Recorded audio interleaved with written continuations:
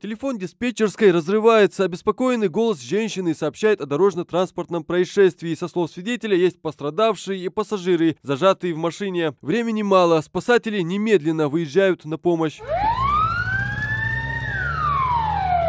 От времени прибытия на вызов зависит порой жизнь человека. Вот кадры из архива. Мужчина сильно повредил позвоночник. Судя по всему, есть и внутренние разрывы. Спасатели аккуратно переложили пострадавшего и пытаются оказать ему помощь. У этих людей по-настоящему доброе сердце. А на этом видео спасатели вытаскивают котенка, который застрял на крыше.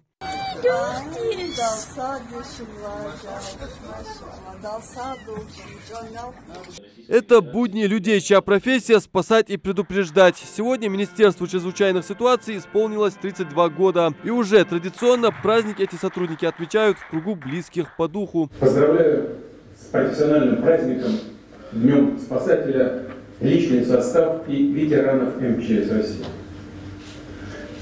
Работа во всех его службах и подразделениях сопряжена с высокими нагрузками и часто с реальным риском.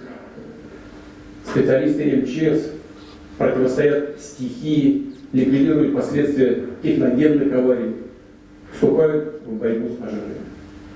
Демонстрируют при этом хорошую подготовку, решительность, мужество. Готовы выполнить свой долг в самых трудных, опасных условиях.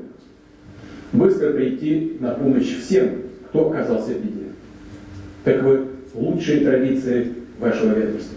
МЧС – федеральное министерство, включающее подведомственные аварийно-спасательные и противопожарные службы, имеет своих героев в каждой из этих категорий. Отличившимся сотрудникам в их профессиональный праздник в торжественной обстановке вручили медали и грамоты за добросовестное исполнение обязанностей, инициативу и усердие при исполнении служебного долга. Для вручения учебного специального звания подполковник внутренней службы прибыл.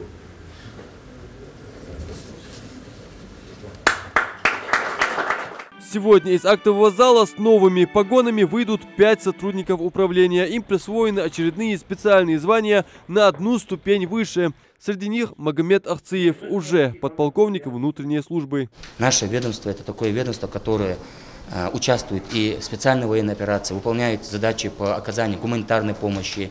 Мы и в этом году направляли гуманитарную помощь через МЧС Ингушетии, наше главное управление. Данная работа осуществляется, хоть с территории Ингушетии оказывается помощь. Мы сопровождаем грузы, обеспечиваем его доставку безопасную, сортировку, транспортировку и так далее. Оказываем всяческое содействие.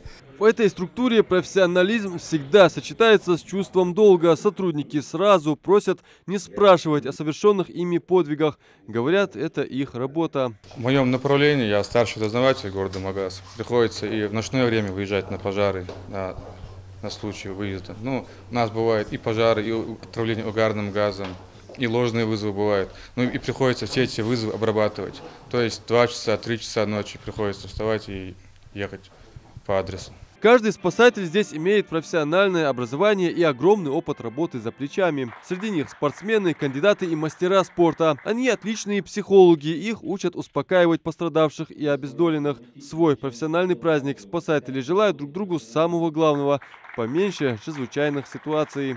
Адам Мережков, Ахмед Горбаков, Новости 24.